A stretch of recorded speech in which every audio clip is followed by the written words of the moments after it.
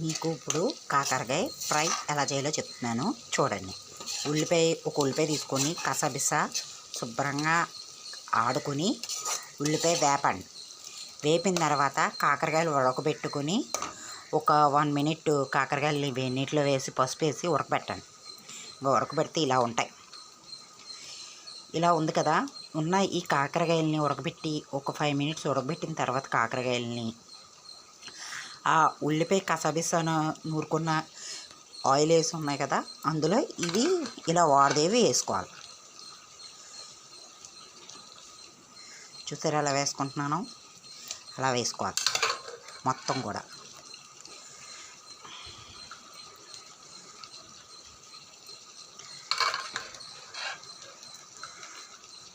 చాలా easy process. ఇందులో vitamins, proteins అన్నీ ఉంటాయి కాబట్టి ఇది వారంలో ఒక 2 రోజులన్నా తినాలి.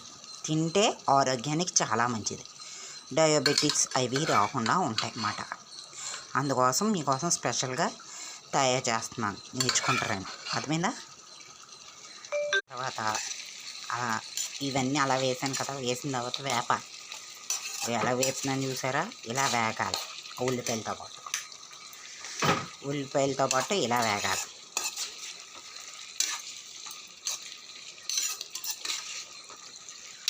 ఒక 5 మినిట్స్ పెద్ద మంట పెట్టేసుకుని ఇలా వేపండి శుభ్రంగా. కొంచెం మగ్గిదాకా వేపాలి. చూడండి అలా వేపుతున్నాను.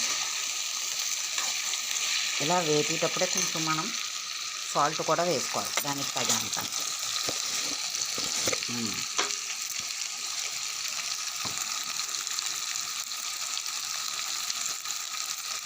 సాల్ట్ కూడా వేస్తుంది. వేసిన తర్వాత మళ్ళీ ఇలా కలుపుకొని శుభ్రంగా ఇలా కలుపుకోండి.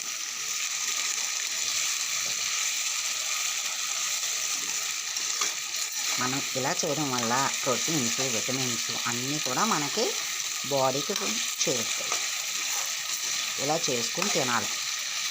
ఎక్కువ రోగనిరోధక శక్తి కూడా వస్తుంది. చూడండి, నువ్వు పప్పు, కందిపప్పు, శనగపప్పు, జీలకర్ర, వెల్లుల్లి